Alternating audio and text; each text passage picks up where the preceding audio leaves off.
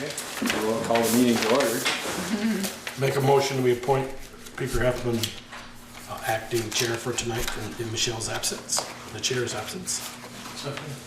All those in favor signify by saying aye. Aye. Opposed, nay. Come on, Ted.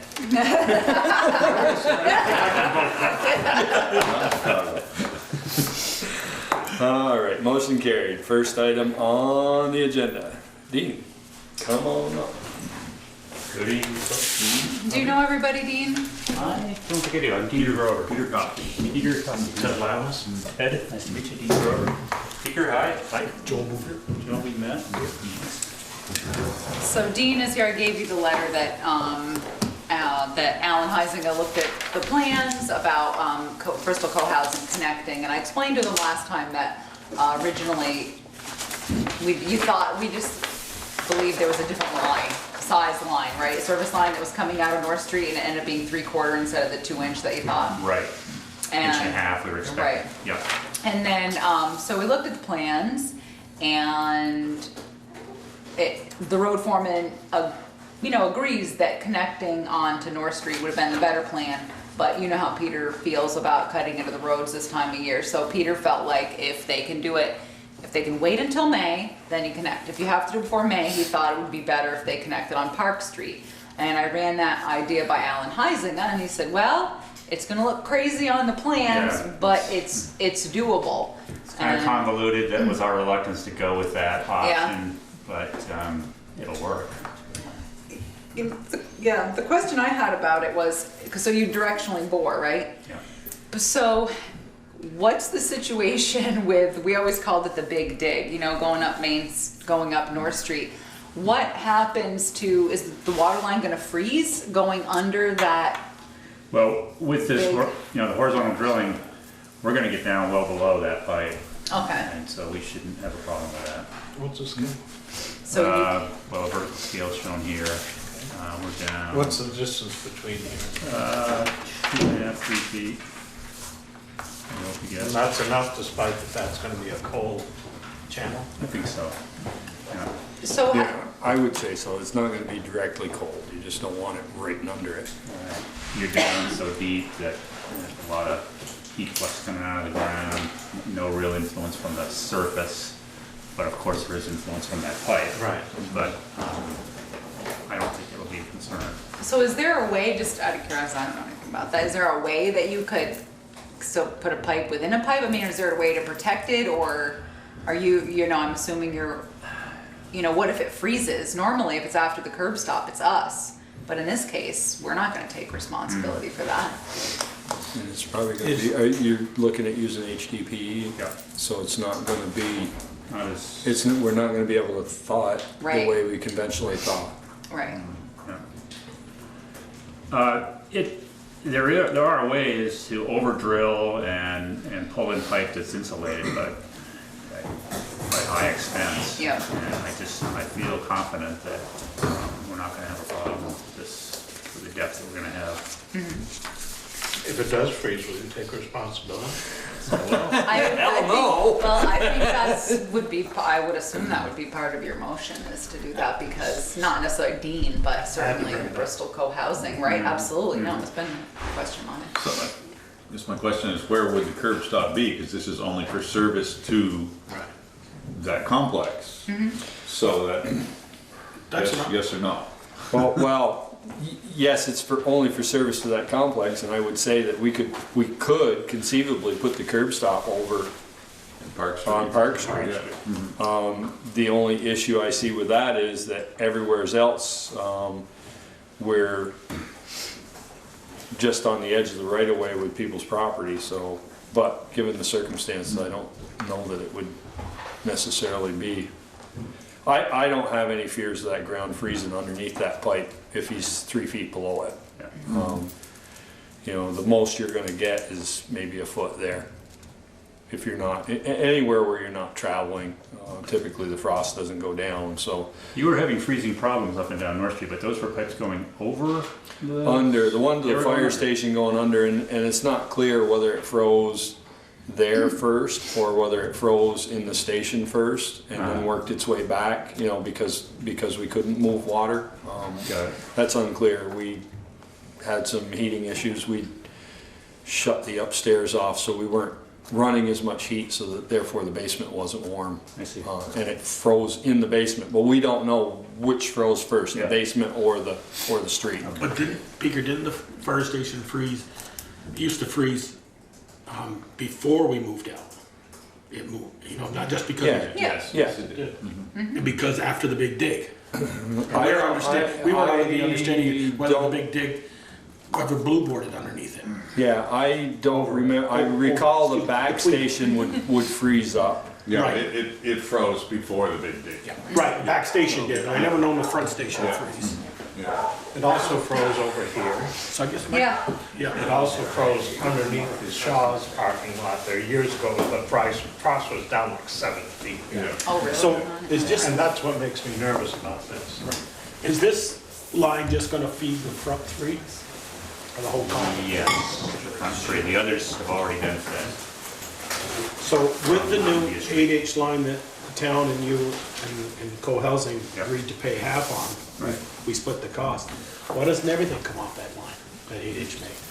Well, Because the, oh, in retrospect, I guess we could have done that, but it seemed logical, you know, that there was municipal water out here on North Street, got houses on North Street, that they'd be fed from North Street.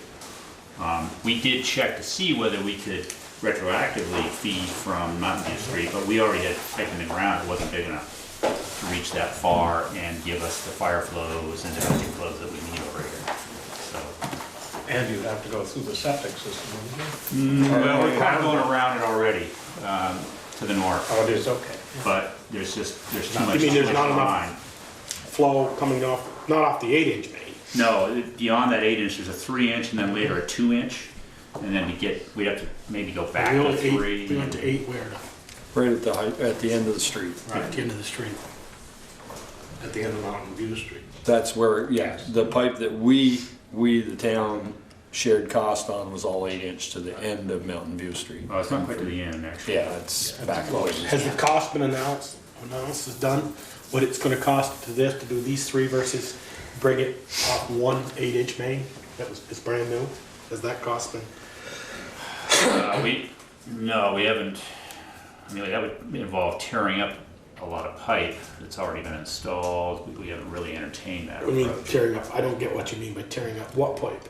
We've got new 8 inch lines from Mountain Street along Mountain View Street, about 2/3 of its Right. length. Then we go to 3 inch line.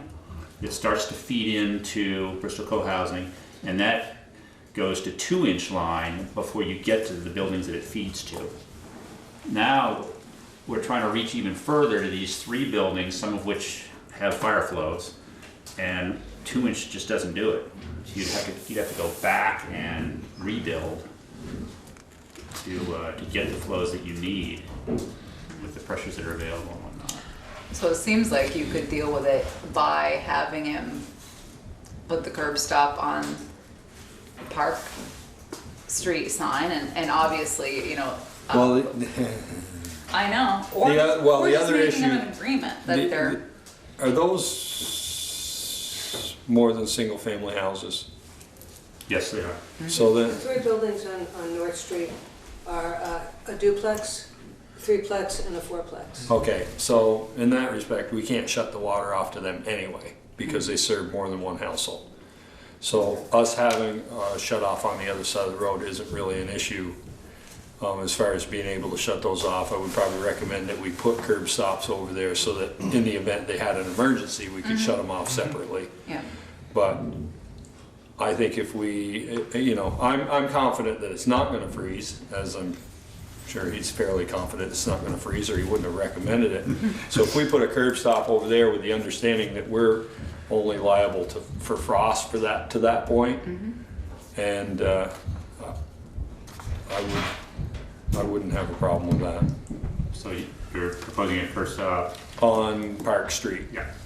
And on- four and others on- on the other side. The other side would have to have them to shut the buildings off individually in case those buildings had an Right. emergency. You For wouldn't sure. have to shut the whole Yeah. complex off. So if a fourplex and one of them doesn't pay their water bill, or is that shared water bill? How's that? I don't know how it works, but How I do know, we I know in shut that water in off a if we want to building, pay If there are curb stops over here, you can shut the buildings Yeah. off independently. yeah, but you can't shut a building with more than one, with more than one person. You can't shut the building I off. just don't think it's gonna be an issue, and I just don't think that's. I mean, we can deal with that internally. Yeah. It's a cooperative structure, so. You can't, anything over a single family dwelling, you can't shut the water off. It's not allowed. Well, if there's four curb stops to a four duplex, then you're not. Are they You're individually? cutting the one off that doesn't pay. That's gonna be up to, I believe that the way we finally worked it out was that there was one water meter per building. on Per North Street. building. Per building on North Street. so they're probably gonna rent with water or Yeah. Yeah. something So along they're, that. they're owned by the people who live in the units. Mhm. So it's not a rental situation, it's an ownership situation. Condos. But because it's cooperative, we have a problem, we'll deal with it internally. I don't think you have to worry about shutting off Yeah. an individual's water. And if I could just back up a little, Peg and Jim, there was discussion about whether there was a chance that this new proposed line that's going underneath the storm sewer might freeze. And I'm of the opinion it won't. It's gonna be down quite deeply and it'll be separated from that pipe enough, so it shouldn't be a problem. Peter agrees. And, just wanted to fill you in on that. Yeah, the other side of that is you're gonna have three houses on that, so it's gonna be using a lot more water daily than the fire station, which used the water once a month if we didn't have a call, so. Almost constant Yeah. flows, Yeah. I mean, you still, if you wanted to make it a non-issue, you could just make it part of your motion that if the water freezes, that the town is not gonna accept responsibility for that line. The other thing is obviously, you know, you wanna do it before May, you'll have, you'll end up paving that spot in the spring on Park Street, and you'll be responsible for that paving, whether it sinks or whatever, for 1 year. Okay. So Peter's logic from Park Street instead of closer up North Street, that runs on the west side of North Street? That water line? I think it runs right, I thought it was over here, but I think you're coming off the Park Street line, Yeah. aren't you? We are, there's a stub already. There's a stub off the Park Street, you're coming off the Park Street Goes to line. this hydrant. Right. Okay, Peter's logic is he doesn't want them cutting into North Street Yeah. because it's, You know, won't ever get obviously- rid of the ball. Yeah, it's great, you know, the best pavement in town right now is probably on North Street. So that was it for him, he didn't want that, especially this time of year, because you can't, it's just very difficult to patch it, and then with the plow, if you're pushing snow and you get the wing cuts, it's See, just as a becomes an frustrated issue. skier, I was gonna argue, Yeah, it doesn't snow anymore. that's right, he gets pretty frustrated, no, it's been so. snowing just enough, we have to plow. What would be the fallback if, let's say, 2-3 winters in a row it freezes? Are we going to say you're gonna have to make alternative? Or are they just gonna deal with it and say we got no water? That becomes an We're issue gonna for say, them to deal you know, with. you continue to have trouble year after year with it, we think you should spend the They money could to come always back connect off in it. the summertime on the other side, I guess, but I'm not, I Over mean, I here. believe that. I mean, the other side, over here. Yeah, I believe, no, I mean on the North Street side, closer to their buildings, but I believe that, No, it's still gonna freeze here, that's what I'm saying. If Right. they continue to have trouble, are we gonna say, you know, we hear the complaints that your water's froze again. well, How they'll. many years ago, how many times did we freeze the fire station? 3-4 times? Yeah. Well, they'll have to come up with an alternative. I mean, I agree that Peaker and Dean are right, that it probably won't freeze. I'm only suggesting you put something in the motion just to protect yourself down the road. But if it became a problem, I'm quite certain that Dean would engineer them a solution. And come back. Is there a curb stop at that position? No, not currently, but if, No, I mean, will there be? I can add that into the plan from per this discussion. And so consequently, you would be responsible for everything beyond that curb stop. I think, did you say, Dean, there's gonna be a curb stop by this hydrant on Park Street? I think we Well, can add that's that. what this position. That's what this was. Well, I'll tell you what, right now, if they do a wet tap, they're gonna have to have a valve there, so it's not an issue. It's not like you're asking them to spend extra money, because wet tap is done through a valve. The machine is backed out and the valve is closed, and then they continue on with their pipe. So there's gonna be a valve there regardless. If this says a wet tap, I don't know if that's what you're intending to do. No, we're actually proposing a dry tap because that stub is controlled by a valve, we believe. Oh, so it's the one that goes to the, you It got goes to the hydrant. He has bigger So plans, it yeah. is a little convoluted. There's, Okay. here's the North Street line, here's the stub that goes down Park Street, and that does have a valve. Okay, this is what I've got, this is what I was reading off of, so, okay. Yeah. So the hope is that that can be closed and won't leak, and we can do a dry tap here. Cut in a T. Right. Yep. So is this the hydrant or? Here's the top hydrant, Hydrant, sorry. okay. Yeah, and there's a property line coming right through it, so. So they're not tapping into the hydrant line, they're tapping into, Okay, that's what it. No. they're tapping into the 8-inch main that runs down the back of Park Yes, Street. yes. I wasn't concerned so much with the nuts and bolts of this, as that was a responsibility if something should happen. To a wet tap or dry tap doesn't make any difference if you're responsible after. Well, if you don't have a valve there that you can turn No, off that's and what I'm on, saying, there so should that be. you know. Yeah. So once you pick a contractor, they just have to get a hold of the road foreman, obviously, we have to follow all MUTCD standards. They're gonna have to get permission from the road foreman if they need to close the road, or if they need to have one lane of traffic, flaggers, the whole kit and caboodle. But you can just get a hold of Pete Bouvier, and he can get you all that. So, How Right. deep is I just wanna this? say one thing, it's really critical for us to get the water soon. yes, Yeah. it's fine, Peter's not gonna hold you up, he just needs to have a chat with whoever the contractor is and make sure that they're on the same page. So it's Okay, fine. sounds good. No problem. 10 feet, and then we're going another couple feet. It's 4 feet down and this is 48 inches, right? So the bottom will be 8 Well, feet. he said these lines are 2 foot. so Yeah. two- Yeah. At least 8. But if this is 4 feet and that's 4 feet, the bottom is 8 feet. Give or take. Yeah. Oh, no, this is 6 feet at least there, Ted. This It's is probably 10 feet 2, from the bottom of that 4, pipe. 6. That's, they're not gonna go through it, because if they go through it, it's gonna freeze, so. Sure. Right here. Well, it goes close to it. Say the bottom of this pipe's about 10 feet bigger, say. I remember it was deep when they put it in. There you go. Any other questions? In terms of timing, will we hear back from you folks? Right now. You're gonna find out in about 2 seconds.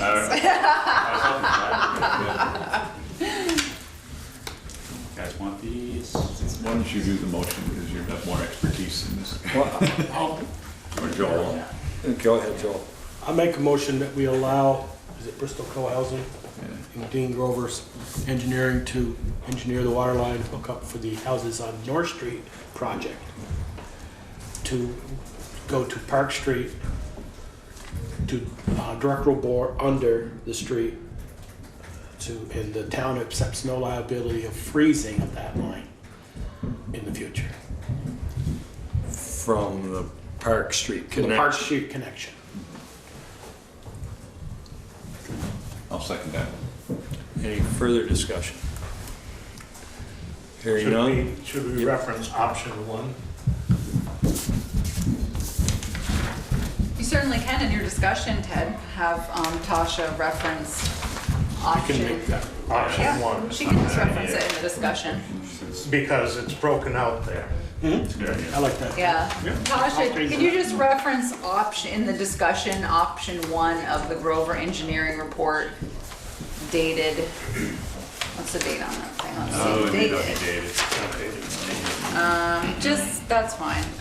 Well, we know it's gonna be December 2016, because, Peter, we have Green Mountain Engineering on site for any of this for us.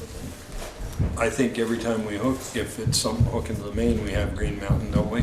no, I mean, we'd have VTOMs would be present, but not Green Mountain Engineering. No, there's no need. 'Cause Dean, I'm sure he's gonna have somebody on site. It's gonna be Mike Maynor, or you, Yeah. Mike, or you, Running, yeah. jumping. So they'll have somebody on site. Yeah, I mean, he's an engineering firm. We're not responsible for anything after that connection, so his employer, the person he's employed by, is gonna come after him if something goes wrong, not after us, so. That's what we're hoping Dean's feeling good anyway. about it. Liability. That's right. We just wanna make sure the If you right wanna leave person this, that'd be gets it. great, I'll give it to Cyrus. 2 copies there. You can take one. Any further discussion? Hearing none, all those in favor signify by saying aye. Aye. Opposed, nay. Motion carried. You have your answer. Thank you. You're welcome, thank you so I wanted to spend an much. extra $1,000 and get the floor insulated with spray foam. We'll be- Yeah. By the way, that's looking real good over there. It does look Real nice. good. And the thing Coming with along in a hurry, too. Is that there isn't construction to be blowing all over the neighborhood. You're being real clean about it. Oh, that's nice. Down. Thanks very much. Take care. Have a good night. Good night. Brett Rose, Bristol Fire Chief, come on down. The next contestant. Hi, Brett. Good evening. So, Brett has 3 things. You wanna start with the sale of your equipment? Oh, sure. So the fire department has 3 ladders like to put up for sale. 2 old wooden ladders and 1 aluminum roof ladder. And I need authorization to do that. In the past, you've offered them to members first. Is that something that you wanna do this time, or are you gonna put it out That's on? the select board's wishes, that's what I'll do. I know you've done that in Thinking the of past. $200, we have a 35-foot extension wooden ladder, $250. A 18-foot wooden ladder for $150. And a aluminum roof ladder that is no longer meets fire service standards, $75. All department heads need permission to sell. Yeah, I understand that. My concern is, I know there's a big difference between homeowners and fire department standards, but if something puts the liability, is it sold as is? I would say the liability sold as It's is. sold as is. The liability between, Threshold guarantee? Yeah. between the aluminum ladder that doesn't meet our standards and the, probably 100-year-old wooden ladders are the same. Yeah. Sold as is. They make good shelves. Make a These are the wooden ladders that we didn't move to the old station. We have all the old wooden ladders that the working group who was in charge of antiques and memorabilia identified as the ones that we needed to keep. And those are the ones that are proudly displayed above the antique fire truck in the antique bay. Yeah, there's no lettering or anything on these, they're just ladders that came off trucks when the These trucks are the were ones that were upgraded. based on research done by Reg Dearborn, are the ones that came off the town's original hose hook and ladder wagon. That we kept. That we kept. Yeah. I make a motion, we authorize the fire chief to sell the used fire equipment, i.e. the ladders, Do you as want to described. offer them to members first? And to or offer leave it there? members first. Will do. Second. Any further discussion? Hearing none, all those in favor signify by saying aye. Aye. Opposed, nay. Motion carried. Next item, Brett. Equipment use at the facility. I'm here because this is on your agenda now. Yeah, right. I'm here to listen. This is about the basketball hoop, and I provided you with information from VLCT, the email chain that I had with them. And there still had been some concern with a board member, Sean, I know she was gonna talk to you, Peter. So basically, VLCT's position is, as long as there's no organized game and the floor and general area kept free of potential hazards, I think it's a low-risk situation. And it would be difficult, in their opinion, to assert any negligence on the part of the town. I see this as a complete non-issue. Yes. I mean, it's just almost to the point of ridiculousness to keep coming back with these kinds of things. We can't let people use that for training, which is one of the purposes of it, or just come over there and shoot hoops with somebody in their family or their friends. It's not going to be an organized game. There's only one hoop. I think it's a great use of the facility. I will, Michelle's concern is that, you know, if a young child is playing and gets knocked over and whacks their head or trips and runs into something, that's her concern. Who's gonna be liable for that? That was her major concern. Which, if it's used for member use and their families, I would think that they're the ones that are liable for it, not us, but Right, I the mean, world works in mysterious ways today. yeah. But I mean, they could be there and fall down the stairs, or being in a fire Yeah. truck and fall out. I mean, it's. Could be you know, fire prevention and crawling on a truck and fall off it, yeah. Yeah, I mean, you know, when Yep. we went through this with So we have insurance. the fountain and people climbing in and out of the fountain, it was fun. When they went through it with us, they said, look, it's not like you're not running a public swimming pool here. And, you know, at some point, it's just an accident and it's people's own negligence or whatever. So, I mean, I felt like we've done our due diligence as far as running it by an insurance company, but. And the other thing, in my short tenure on this board, the LCT is incredibly conservative in Yeah. their opinions. And if they're saying it's okay, yeah, it's okay. Yeah. I'll make a motion, we allow the basketball hoop to stay at the station for friendly, for unorganized, unorganized and no horseplay of basketball, shooting of hoops In training. and trading. How often do you see this happening? How long, the duration do you expect? I need a second These first, things. Ted. Awesome. Huh? I need a second first before we can discuss. Second, Yeah, You second it? he did. Okay, now go. Sorry. That's okay. How often do you see this happening? What's the duration of these things? And are they gonna be turning the heat up for this? No, this is a mobile, a portable basketball hoop, like the ones you see out on your Right. side streets in town. Right, no, I know where it Yeah, is. oh, you've seen it? Yeah. Okay, so if someone wants to use it, you simply pull it out to the empty apparatus bay and, And not turn the heat up. oh gosh, no, the heat is set at what it's set at, we don't adjust the heat, so, trust me. And then they're gonna do any good I was to just adjust wondering, radio. No, It's it's a gonna great, be it's a great expensive. question, Ted, but, No. no, if anything, the heat goes down. So,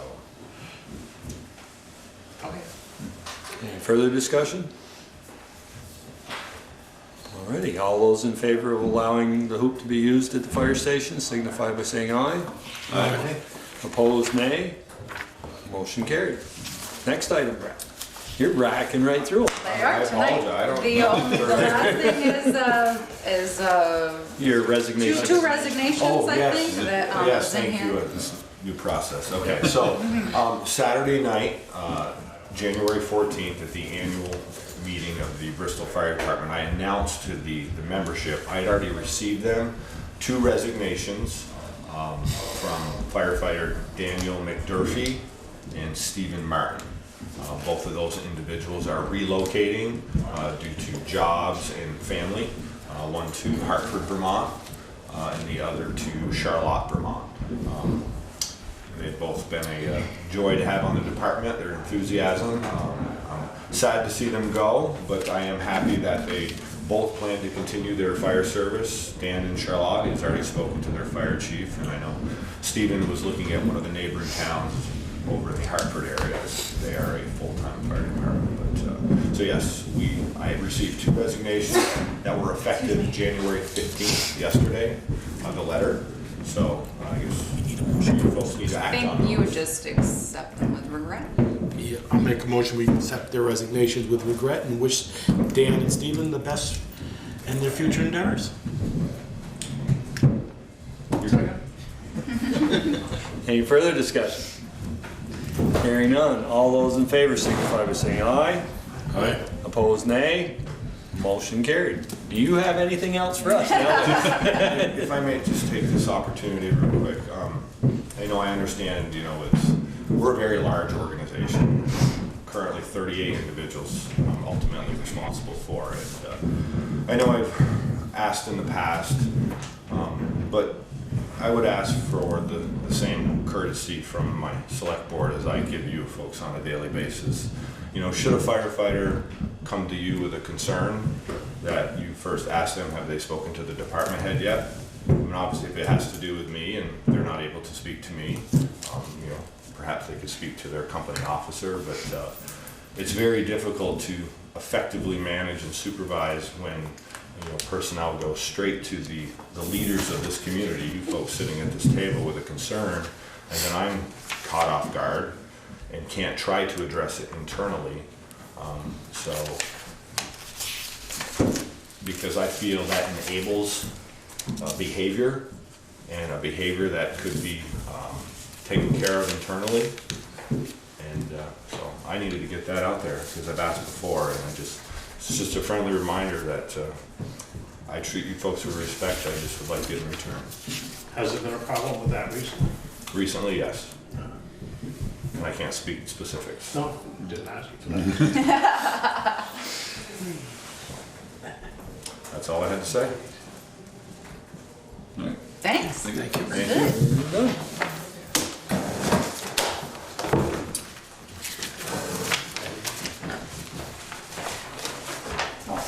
Ted, you are up. I guess I should announce that as long as we're, Put on So- my water commissioner hat. Yes, so you can have water. Which, Is this Seeker's or mine? Oh, all right, I'll pass it Either down. or. You got plenty. That's right, good job. So, just tell me what you see. looks like you have your usages for the last about a year, Oh, nice. 2 years. Have a good night, thank you. Bye, Kevin. Yeah, that's right. Okay, I do this with all, water, gas, oil, everything. Nice. Water I keep by the billing period, as I do gas and oil. It's just the way I am. Having been involved with laboratory sciences as an undergraduate and a graduate, this is what I did. And it's just part of me, so I have to keep this kind of track. So, if you look at 2015, you will notice the billing for 10/1/15, 46,000 gallons was $411 gallons a day. Wow. When I bought this place, if you went in the cellar, it was like walking into a shower. Wow. It was the most horrible looking pile of plumbing I've ever seen. It leaked everywhere. Instead of using fittings, they used their knees to go around corners. It was just real bad. So I had to change out the hot water heater. And while I was down there, I can't stand this. So what I did was I ran parallel lines everywhere and replaced all of the supply to this building. Consequently, on 1/18/16, you will notice that the daily usage went from 411 gallons a day to 157 gallons a day. A really dramatic drop. I did not, as this says, as the administrator's report says, I did not change out shower heads. Oh, I'm sorry, I nor thought that you faucets. did. I thought Just that's for what the you sake of said. accuracy, I did change out 2 toilets to modern 1.6 flush toilets. The third one in that building already was a 1.6. So if you go over to the next page, you'll notice that the same sort of consumption on a daily basis applies. The 517 built 151 gallons a day. The 912 built 150 gallons a day. Suddenly we get to 1220 and we have 331 gallons a day. I complained about that. And so what happened was, if you look at page 3, Jen sent VTUMs over there to read the meter at 19 Garfield Street, and what they found out was that in 15 days from the last reading until Jen sent them over there, in 15 days we used 2,000 gallons in that building. Ladies and gentlemen, that's 133 gallons a day. It's below normal usage. Where is the 160 gallons that I was charged for the fourth quarter? That is 3 55-gallon drums of water per day, or 100 toilet flushes on top of normal usage. That combined with the fact that 2 of the apartments in the building are vacant 12 hours a day. Where's the water? So you've had the same amount of people living in these, right? Absolutely, absolutely. Yeah. There are 3 people that live in the building. Yeah.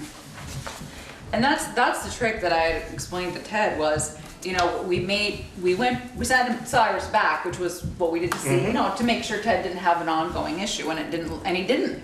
And so I asked Jen to go back through the readings, and because you know how this works, there's a touchpad on the outside of the buildings, and so we went back and I asked her if all of Ted's readings were through census, through the auto read system, and they were, because if it had been a manual read, which means somebody, you know, had to go in and look at it, then there's a, you know, human error can come into play because maybe they transposed the numbers and win something. But in this case, Jen went back and she told me that that all of his past reads were metered reads, that they were coming off the meter and the numbers tracked. So I can't, you know what I mean? These meters are designed not to overread. That's what E.J. Prescott tells us. That's what, you know, everyone says is that they can't overread. So that's why it's such that's why it becomes an issue, because we feel our numbers are accurate, but yet Where's the 160 gallons exactly. a day? I'm just saying, I understand what you're saying, but I don't know if you had a running toilet or anything like that for any short period of time, because you know if it keeps flowing, we've had that If you happen. look through here, Jen also mentioned that if the little triangle is moving on the Yeah. meter, then there's water going through it. The first water meter I saw was before she was born by a lot. We're not here to, Yeah, no, I know. Yeah, that's true. We tell everybody that. Ted, I got- the standard spiel. I have a few questions. The last reading, you're saying, was, how many days? It doesn't make any difference because I'm The looking average at daily daily use. average Right. use. So, what I'm asking is that the bill for 11617 that you just got, and the previous, those 3 months, that was for 3 months worth of water, about 3 months worth of water, wasn't it? One, No, it's not one, that's, I'm looking at a bill that says. 160, yeah, but it's the 12. that is it's the 12/20. 2016. Okay, that's the 1220. Yeah. Have you had, and those apartments, have you had any new tenants? None. None, they're all the same? None. It's the Over the same last 2 people. years? Okay, I thought maybe you did, and say, may take showers more often or something, but it's the I same don't people know. that have been living there since we Okay, I was bought. just trying to get some info on it. Okay. So, The other aspect of this is that I haven't mentioned yet, is this is the 3rd time I've had a problem with the water in that building. Oh, I didn't know that. We bought the building from Mike Burke. Mike Burke was dying, and so I came in to settle up the water bill while he was still alive and still owner. Started looking at what is going on here. The 17 Garfield Street bill was enormous, and the 19 Garfield Street was small. How can 17 this is the- possibly be? 17, that the garage? property has 2 buildings on it. There are 3 apartments in the house and 2 apartments in the barn. Okay, that's Okay. 17, the barn? Well, what had happened was they had flipped the meters. Oh, sure. And that not only happened that time, it happened again. The next reading. For those manual reads? I have no idea. I'm not concerned with that. I'm concerned with Yeah, I hear you. with 160 gallons. It can't be pouring on the floor because not only did I replace all of the water lines, I also raked the cellar floor and put a product down called 2-Tough, which is 6 mil plastic, cross-linked plastic. The stuff earns its name. And it's rolled 8 inches up the cellar walls. If there was 3 55-gallon drums of water leaking in there a day, it would be a swimming pool. Sure. Where is the water? is I'll be glad to pay for the water if you can show me where it is. there any chance that those 2 meters got swapped again? Did you check that? Yes, they did not. Okay. Now, the 17 is right in line. I also checked it against our house, which is 23 Garfield Street. the 23 Garfield Street is right in line.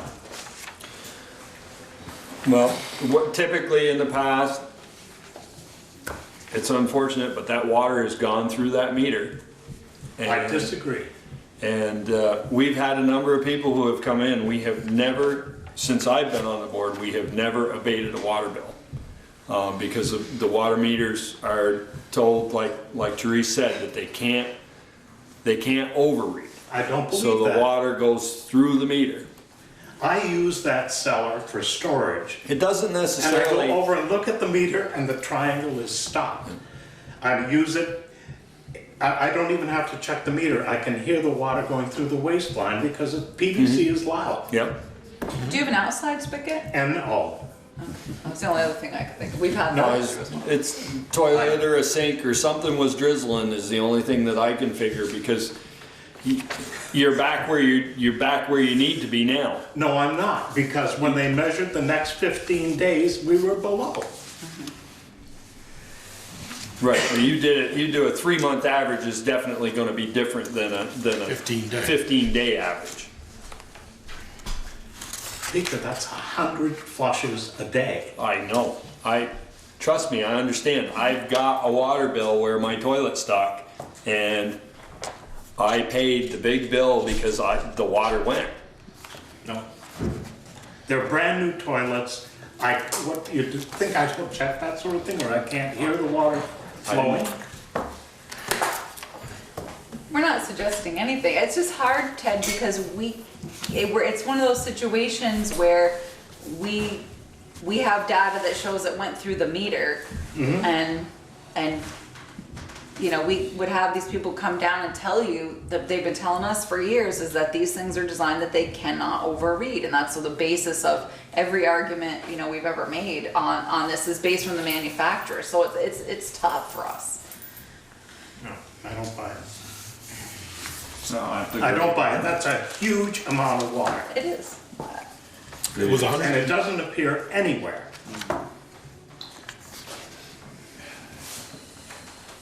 Well, I don't know the history like Peter does, but if we start We've had challenging our meters. people that we're- have paid tens of thousands of dollars who Yeah. have argued this, and Yeah. it's the Yeah. water has gone through the meter. And one that we have that is consistently doing it still is Countryside Trailer Park, which you know, there's no way that. But we have a whole house meter over there that meters the whole park. So there's no way of knowing where their leaks are, whether it's toilets or whether it's, you know, whether it's Underground. underground or what it is. There was also no comparison, because this is all new supply plumbing and new toilets. All new. It doesn't mean they can't fail. It doesn't mean there can't be a problem. It doesn't mean that you couldn't have got a chunk of sand come through and get stuck in one of those valves. No, I've had it happen to myself. the and- meter is not turning. There is no water that you can hear going through the waste lines. There's something else wrong. And did she set up an appointment with you to have your meter replaced? I've done that and I haven't seen any activity. I want both meters Oh, cause replaced. he was gone. He's just back there. But I will make a note to have her get silence. I'll make a motion that we do not abate the water bill for 19 ABC Garfield Street, but we do have 2 installed meters, new meters installed, and for the next 6 months, have a monthly read on 19 ABC Garfield Street to see if there's any fluctuation. And I'm not gonna pay the difference until it's proven that water went through there. Okay. I'll second that. So just under discussion, Matt, how do you, we have proven that the water went through the meter, so how, I don't know what you. Serious doubts about that. So I'm not really sure how we can, How we can rectify that. I mean, yeah, the- I got nothing. I got the meter unfortunately, reads. the water, you know, our policy is the water went through the meter. That's why, you know, that's why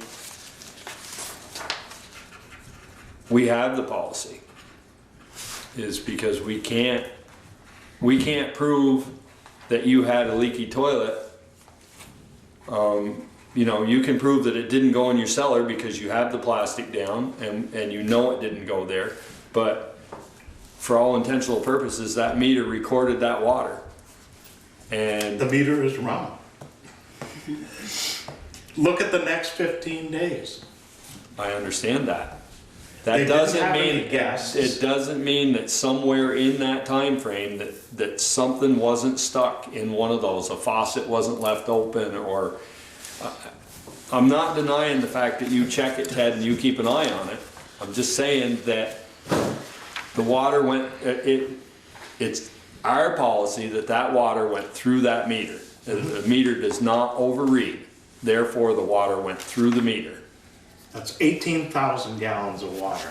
It's That twice your, can't it's a count. little over twice your normal use for Exactly. that 3-month period. Right.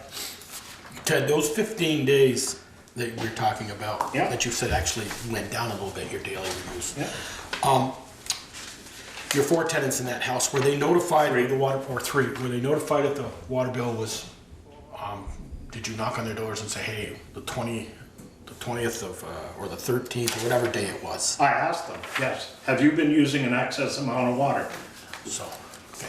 One of them isn't even there 12 hours a day. No. No, I'm just asking because they might have been, yeah, no, we haven't used any There's excess, no but they might have outside just been, okay, boy, the water use. Because that's seems what like Jen it's said, high. I'm gonna tell them to quit washing their cars. There's no outside spigot, unless they brought the car in the kitchen, there's no way to do that. So, I'm just No, saying, maybe you those don't have an 15 overhead days, door in your they were kitchen? even a little more. No, not yet. they were- I was they- thinking of a I'm just cell. thinking those 15 days, they were maybe a little more conscious and shut the water off and took, you know, this or that. That's all I'm saying. 355 No, gallon because drums I a didn't day. approach them until I got the bill, and this wasn't read until I got the bill. No, then 15 days went by and it read it again. 15 days I got the bill. Oh, okay. At 15 days, when I got the bill, I went to them and said, have you been using an excess amount of water? Without even home. Okay. But, you know, There was something. I still say that doesn't mean that water could not have been running. I mean, like I said, I have had a toilet run and my water bill has been a lot higher than what it was the previous month. I understand they're new toilets. It could have been a sink. It could have been any number of things. You would And have to have that thing blasting so fast it wouldn't even drain properly. You'd be surprised. no, you can. No, I wouldn't be surprised. A trickle of water. I've been at this a lot longer than Well- you have. So we have a motion on the floor and a second. Any further discussion? Hearing none. All those in favor of not abating signify by saying aye. Aye. Opposed, nay. I'm recused. Right. So motion carried because that's a majority. And if I need, do I need to vote on that? Yes, because you would Okay, think 3. so I'm an aye as well. Onward. Public forum, opportunity for those who are not on the agenda to share comments or concerns with the board. Jeff and Holly, you have concerns, I take it. Come on up. Thank you. I promise we won't take very long. I am Holly Tippett. We never get any public forums. Oh, this is kind of exciting. So, Just look at, no Talking, and we don't even know what we're talking about, so. offense, Jimmy. so my name is Holly Tippett. I live at 18 Elm Street, so I live right in the village. And I brought a friend, Jeff Mack, along because he is going to kind of reinforce some of the things that I want to share with you all tonight. And this is really just an information sharing thing. That's all I really want to do with you tonight. I wanted to make you all aware that February 9th through the 12th, there's going to be a coyote killing contest in Bristol. It's going to be based in Bristol. They're allowed to kill coyotes all over the state, bring them in, weigh them supposedly somewhere around here. And in the past, when they've had coyote killing contests in other parts of the state, and they had one where Jeff lives, there have been significant safety issues, stray bullets, confrontations, land being driven over with ATVs, farm gates being left open, coyotes being shot in someone's front yard. All of this, we have affidavits from, this was a while ago. But then Jeff was featured recently in January or February of last year when his wife was threatened by coyote hunters. I have received calls from people saying that they have been threatened when they've confronted the coyote hunters, asking them not to let their dogs run across their land. So there's a lot of concerns, there's intimidation, and I will also share with you that I have been made aware of the fact that there are literally hundreds of acres of land in the Bristol community that have been posted against all hunting because of this. So I thought you ought to be aware. And I have some information that we just pulled these together. We're actually working with the state legislature as well on some of this. I didn't bring four, I'm sorry. There are some That's okay, I can't read. So you Well, there's pictures. oh, there's pictures. Then I gotta have one. No, but you don't want to see the pictures. So the pictures are all of the pictures were posted on a Vermont coyote hunting Facebook page. So that all of the things you see in those photographs have all occurred in Vermont in the last 12 months. So I just wanted you all to be aware of that. And then Jeff, I don't know if Jeff wants to just say a few things about what he's gone through in his community with the same thing. And I just think, just as leaders of the community, I wanted you to be aware that it is being hosted here. And I've contacted and talked to George Scribner. He's, I don't know, He's the deputy colonel. Yeah, game warden. And I've been in touch with the colonel, Jason Batchelder, as well. And he's gonna have, heavy presence of game wardens here those days. I've told him about it. But what some of the issue is, the guns that they're using now will literally throw a bullet 4 to 5 miles. There was a house hit in Bethel at the end of October, and it was at night.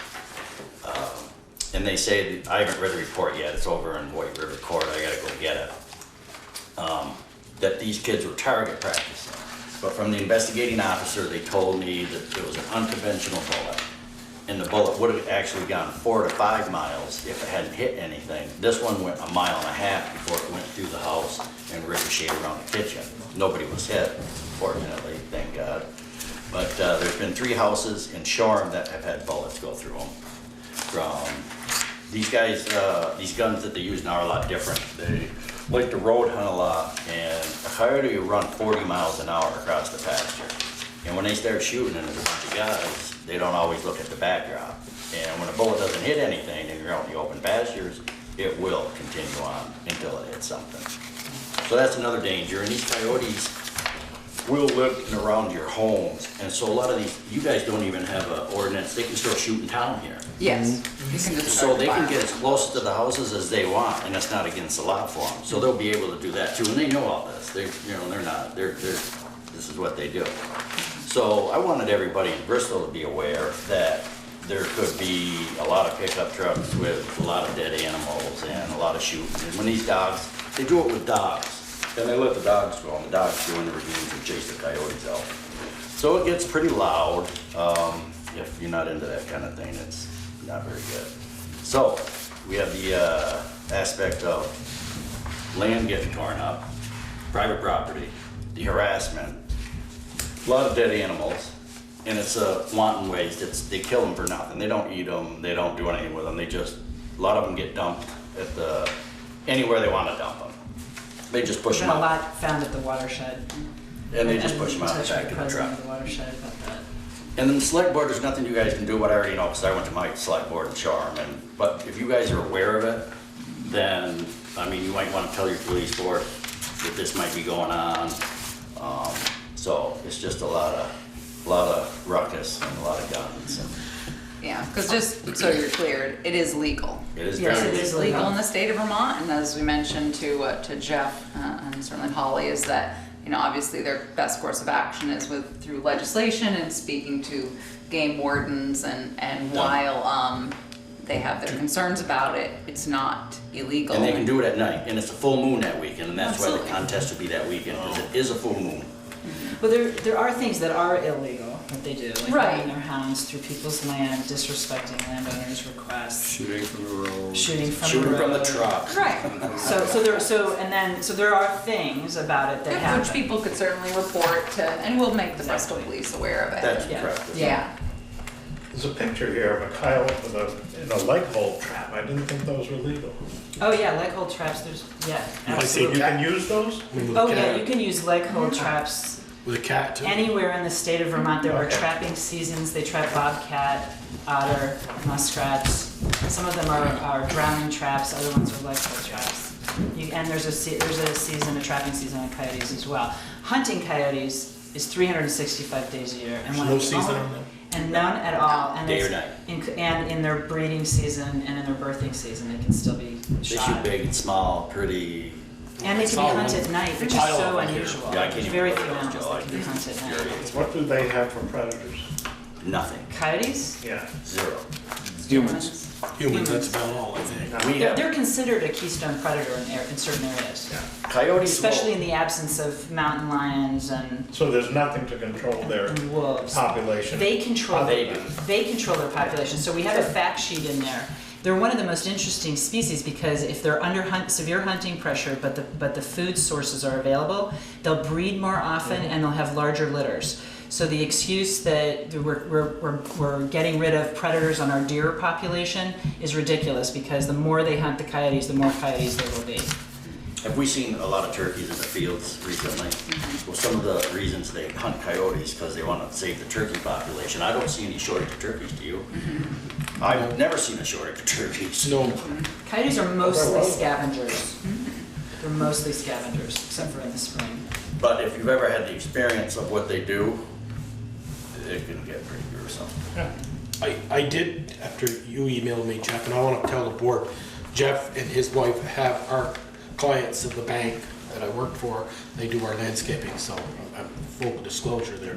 But Jeff did send me an email last week, and I did ask Bristol. I've got a call into Green Mountain Trails down here, who has a way station. If they are sponsoring this, or because is it in, what I want to find out, is it in Bristol, number one, or is it just the way stations in Bristol? And is the hunt in Lincoln? What did they say? I haven't got a call back. Okay. I didn't work today, so the day off, so I. These are But I do want to find the that out. the killing contests are done very much underground because there's been so much public opposition to it historically. And a lot of it's come from hunters because they think it gives hunting a bad name. And so we only found this out because somebody called us and notified us. There's another one that's taking place in the northern part of the state a little bit later. And again, we're only finding it out because people are picking up the phone and calling us.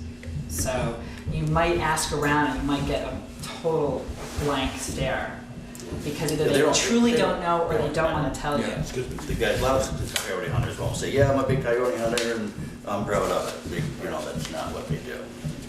So anyway, so I just wanted to share that with you. I appreciate your time. If you are working with the legislature, I don't know the rules. I am a hunter. I don't coyote hunt, but Not to interrupt you, to make it clear, I am not, or either is Holly, against hunting. When you Right. shoot a deer and clean your deer and bring your deer home and put them in your freezer, right. I'm the same. But where I was going was, I don't hunt here because I get out in the woods and I figure there are other things I can be doing and I can't hunt. So I end up back to work. So I hunt out of state. And where I've hunted out of state, you don't hunt on anybody's land unless you have permission. Right. And that's the way it should be. Most states are like that. You gotta get permission to hunt on somebody's land. Vermont's very you gotta different. post your land to keep anybody And out. pay for it. And pay the town clerk. Register and pay. So I don't know what the model is. I don't know how that works, but I know that it's made a big difference in the game that's available in those states, Yeah. and it's. The licenses, the state of Vermont back in the 70s sold 167,000 licenses. It's down to, I don't know, 60,000, 47,000. It dropped dramatically. It's just literally fell right off. Don't know why, but. But these events attract kind of an unusual kind of hunter. just to be diplomatic. It is a sport. And when we did this, when this happened in Orwell and Whiting about 10 years ago, they had 600 out-of-state hunters come in, all in the same 2 and 3 day period. And It was wild. So There you go. they can own and I'm free to bear arms. They have a weapon, they can come in, but they don't need a license to do that. But to hunt deer, you have to hunt. Well, they need a You have to have a license. license to You have to carry. have a license. A hunting license, A but- hunting Yeah. license. Oh, that's what I'm asking. But not a Yes. special, but no, yeah. They not- don't need a coyote license. They need a You don't- hunting there's- There is license. a source of income that is unbelievable. Yeah. Dick's Sporting Goods love selling $1,500 guns, but reach out there and do what they're doing. You know, this is a promotion. Yeah, the other thing that's new is Yeah, they're they're calling really them in with computer-generated calls that make the sound of an That's injured what's- you get fawn Ryland? Yeah. or an injured see all those open coyote. pastures? And coyotes They're out naturally there go and you- to see what the sound Yeah. is, and they just pick them up. That's how they kill them at night. Well, at least you have, so you're Away working from with what? legislation and speaking Today, with something the game wardens and speaking with Tried the for the fish and- biologists. Well, so that's- rules and regs are supposed to be done by the Fish and Wildlife Board. Yeah. And there's a representative from each county on the Fish and Wildlife Board. And what we found is that there's no representation on the board whatsoever for anyone who is not hunting, angling, or trapping. And so what we find is that everything falls on deaf ears. We've tried and tried, we've done petitions, we've been to hearings, we've done all that. So we are working with the legislature right now. David Dean from Windham County just introduced some legislation. Not really what we want, but it's a step forward. And what we'd like to see is a closed season. You know, with bag limits and everything else that most And other licenses animals. to be purchased. Yeah. That's right, that would help the state of Vermont. But why do they put everything in a general fund? Why does it hunting license that's going to the fish and wildlife? You know, Let's this- deal with one. Well, it does. I know. It's hard to though. It's all related. Does But Chief they- No, I think Gibbs have it was a the copy of I this? think Is who? I asked them, is it general Chief fund? Gibbs? I don't think so. I'll ask them.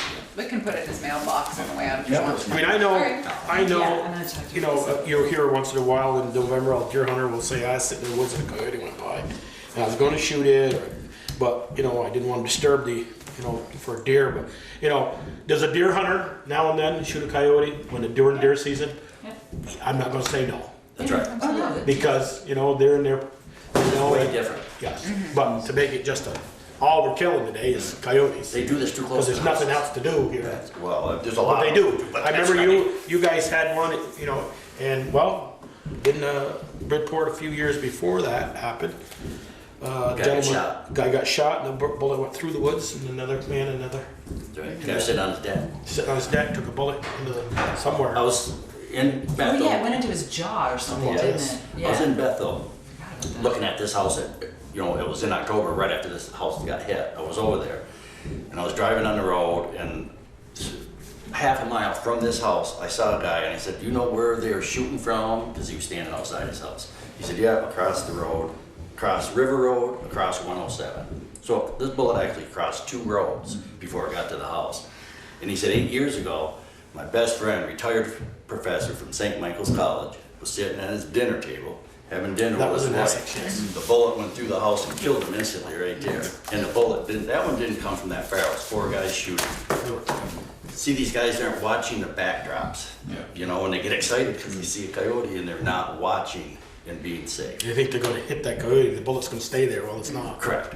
So that's our concern. We want to make you guys aware, and I really do appreciate it. Thank you. Thank for you. your time. Appreciate it.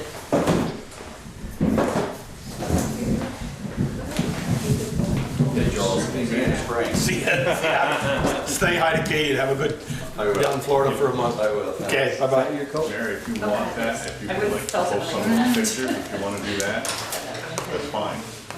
So, Public information. Yeah. I didn't realize there was no season on that. so you're, Didn't either. yeah. Jim, anything? You're just sitting back there, happy as a clam. Well, you're in a different seat anyway. That's what it is. Well, thanks for coming. Let's see. So before anyone jumps to make a motion on number 2, I have some other information about this revolving loan fund recommendation. All right, well, let me read it so that Yep. the people know what we're talking Yep. about. Motion to accept revolving loan fund committee's recommendation to loan Kayla Flint $70,000 at 3.75 interest for 10 years with balloon payment in the first 5 years to purchase in stitches. So I had a meeting today with Town Attorney Kevin Brennan as well, and then later in the day with Kayla. And one of the two additional things that need to happen with this, or we're going to have a standby creditor agreement. Because in stitches, because Livingston are gonna loan some of the money to Kayla as well, what we're gonna do is have them sign a standby agreement, which basically says their mortgage is subordinate to ours, so we will have first position. And so that's an important piece of it. And the other piece is that Kayla must have legal representation, so she needs to hire her own attorney. Obviously, our town attorney can't provide legal advice to her, and we did have a long conversation today about that. Because there's several pieces that need to come together, her attorney is going to be the one who, you know, to kind of parcel out. So do we approve those upon those conditions, or this upon those conditions, Yes. or do we wait? You approve upon those conditions. Okay.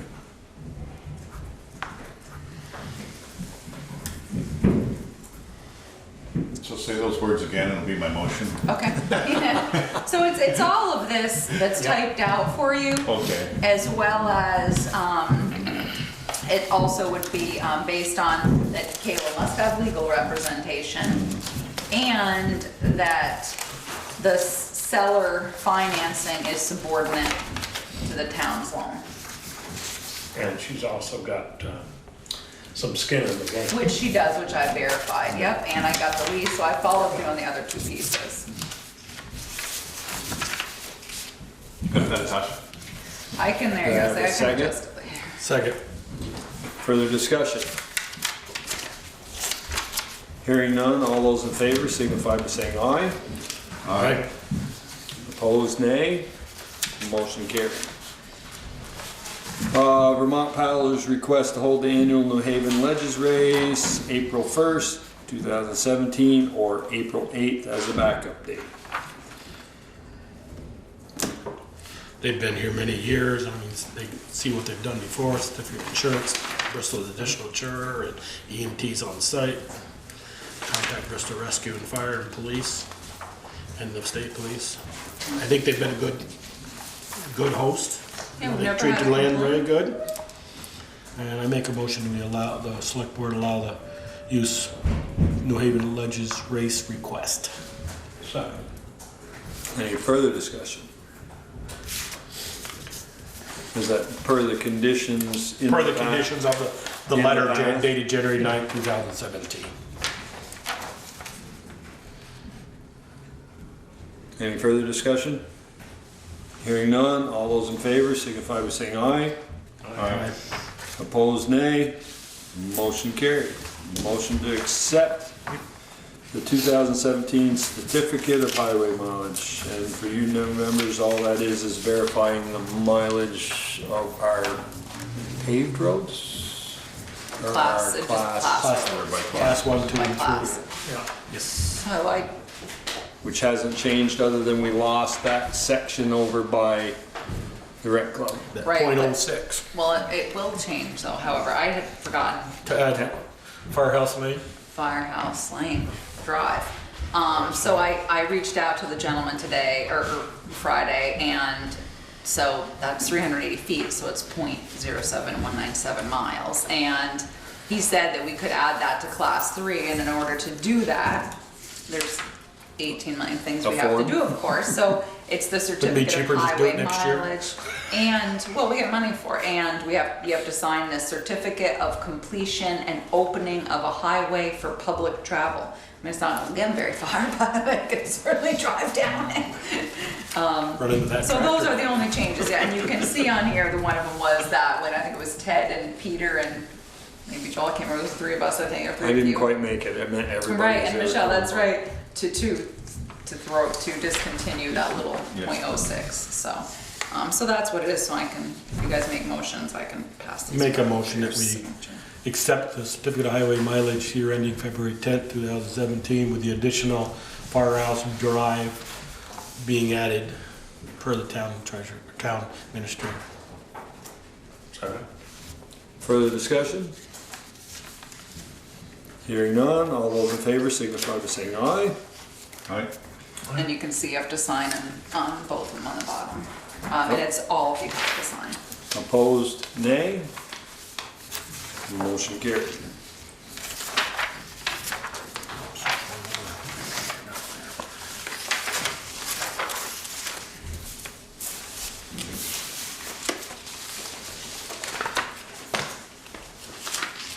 Selecting alderman or trustee, boy, they covered it all. They do. I can't believe they've got just one form that covers it all. Alderman. Remember when that's, when people when they're alderman. Okay, driveway access applications for Fred and Jody Schroeder and Jason Cook. So as you can see, they all have conditions of approval written on the back by the road foreman. And I've included little maps, so, Jason Cook is 159 Schwanier Road, and Fred and Jody Schroeder are for, Hewitt Road. And, so the map's in there, and like I said, on the backs are all the, Is it, conditions of the road foreman. Peter, I'm gonna direct this question to you. I'm looking, Which which one? The driveway permit just says. For which one? Which one, Jason? Schroeder. The Schroeder. Okay, I haven't found that one yet. What is our standard width on the driveway? Is it just 20 feet? How do we put in 24s? Well, Peter signed it, so, Yeah, I think if Pete signed them, yeah, I don't have, I just, There's no, there's a requirement for, if they need culvert, there's a requirement for the length of culvert, but I don't believe there's, if there's not culvert, I don't think, okay.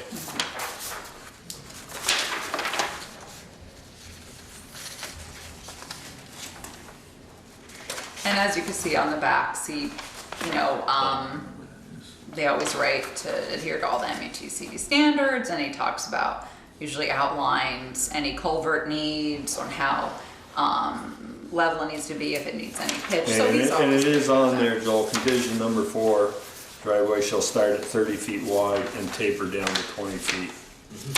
Okay, Fence line. so 20 feet at the road entrance to pull in. No, it's 30 feet. 30 feet, excuse me, yes, Yeah. that's what I was wondering. 20 feet At the curb cut. at the curb cut, yeah. And see, and. Well, just here it Jason- says drive, but up on top it says 20-foot driveway, wide driveway open. So let's do these one at a time.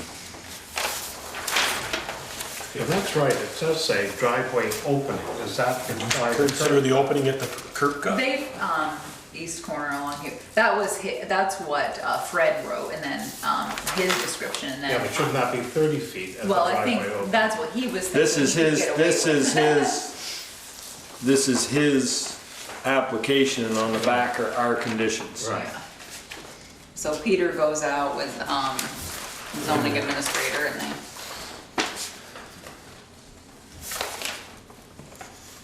And it looks like they're going to bore under the road. It's the second one here.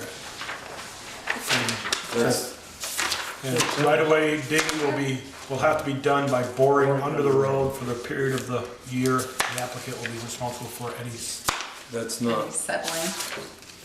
for power and telephone. Oh. Power, Okay, yeah, it's a petition for use of the public right away, so, that's just more for your information. Okay, You don't have to. we're not approving this one. No, the road foreman already did. Okay, all right. I didn't know if that was part of it. He just kinda, I think was more for your information. All right. Make a motion, we approve the road foreman's driveway access permit for the Schroeders with the stipulation that it will start it. well, Oh, with a stipulation with all, all the conditions of approval by the road foreman on the back page. Yes. I will second that. Any further discussion? Hearing none, all those in favor signify by saying aye. All right? Opposed, nay. Motion carried. That doesn't have to be signed by, Nope. Yes. You're very quiet.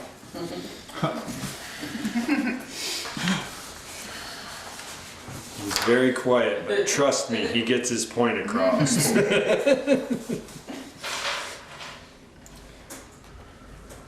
And Jason? So, let's go. Where is he coming up? Oh, that must be where all the new, Is that a new road, Field Drive? it must be. Where is that in comparison to Schwander Road? I was looking for that too. Fred, hang on. It's gotta be, it's gotta be right there by that corner somewhere, right? Oh, the plank road, where's, yeah, Well, I really don't. Because you're on Lower Hardscrabble Alright. is this road. And then, yes, Field, oh, I think I don't, it's not been Oh, properly okay, named so- Field Drive. I think right now they're just saying it's currently a driveway in the field. I think he's, they Okay. haven't named it anything. Oh, okay. I was So- looking for So this must be down, this is right, Where he lives. Yeah. You can see, this says right here in the little print to Vermont Route 17. I'm not sure if you see that in the corner. It kind Billy of got a little bit Heffernan. chopped off. Yeah. Owns that, yeah. Yeah, that's well, I don't know. this must be, this was This Joan is and out Henry. here. This is Joan and Henry's place here. So it's where it says down Hey, here. Peter, And the this one is- up on the cop, it must be Joan and Henry's place. And he I wants to come off. Yeah. Lower Hardscrabble. Right. So the one this that's is- circled is the one he wants to come off of? Okay, if you look, William and Julie, that's the old Swanier Meadow there. Right. Right. And where the meadow ends and where all the vegetables are, Yep. Yeah. there's a access right at the pole, and then there's one just, well, it's 143 feet, .49, out into that field. Okay. Well, You again, know- just make a motion that we approve it based on all the conditions put forth by the road foreman. Second. Any further discussion? Hearing none, all those in favor signify by saying aye. Aye. Opposed, nay. Motion carried. Have they gotten a permit for the building yet? The shop? I don't know, you'd have to ask there. I'll try to keep my nose out of it. Not that, I guess they can still have a driveway permit to the field. Oh, yeah. Oh, motion accepting the planning commission's reappointment of Eric Foran for a 3-year term as zoning administrator. So move. Second. Any further discussion? Hearing none, all those in favor signify by saying aye. Aye. Opposed, nay. Motion carried. That's one of those funny ones where someone else is doing the appointing and you're, We're just blessing. that's right. Approval of January 2nd, 2017 minutes and January 9th, 2017 minutes. We'll do them one at a time, probably. I move we approve the January 2nd, 2017 minutes. Second. Motion is second. Any errors or omissions? Hearing none, all those in favor signify by saying aye. Aye. Opposed, nay. Motion carried. January 9th budget meeting.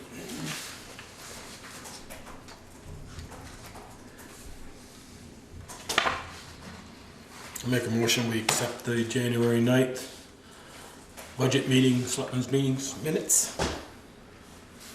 Second. Any errors or omissions? Hearing none, all those in favor signify by saying aye. Aye.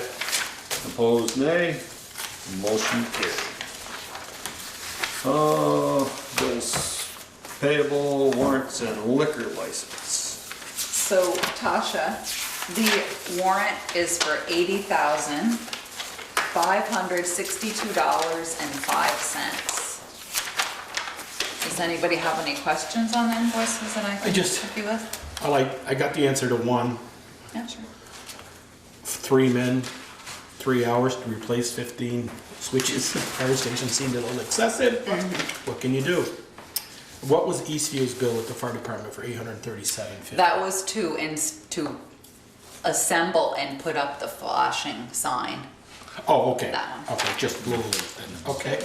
And then the 2 Brookfield service bills? Yep, we had them service, One says 20% generator, I don't understand. that's because they're the vendor we're getting the generator That's from. for the new one for Yep, here? yeah, Okay. and the other one was a service call at the water, at the pump house, sorry. Okay. Right. Okay. And, Do we have a contract with them to service that generator? we are, couple times a year? we are getting one for them to service, Holly Hall, the fire station, and pump house. It's what Eric has asked them for a number so that we could have a contract with them, so they could do all 3 and just come over and do, general maintenance, so, which would be nice. Okay. So I have, which I didn't get in here till today, I was working on my So rant you want a papers. motion figure to? No, we kind don't of usually go? do one, you just Or just usually ask we- you guys oh, okay. questions. But, I have 2 invoices that I would like authorization for the treasurer to add to the warrant, or she could just pay separately. To Cushman Design, one for $585.61 and one for $1,097.70. That's for the Stony Hill Master Planning Grant, because we got 25,000 from them, so we want to use all the money. And so if we pay these 2 invoices, it'll help, it'll give us, we get our full grant and we get our match from Stony Hill. Okay. So you need a motion for that? Yes. Add these to this. So moved. Second? Thought maybe one of them was for a new light. Oh, no, I've got that. Any further discussion on adding those 2 bills to the warrant? Hearing none, all those in favor signify by saying aye. Aye. Opposed, nay. Motion carried. There are no liquor licenses. There are no liquor licenses.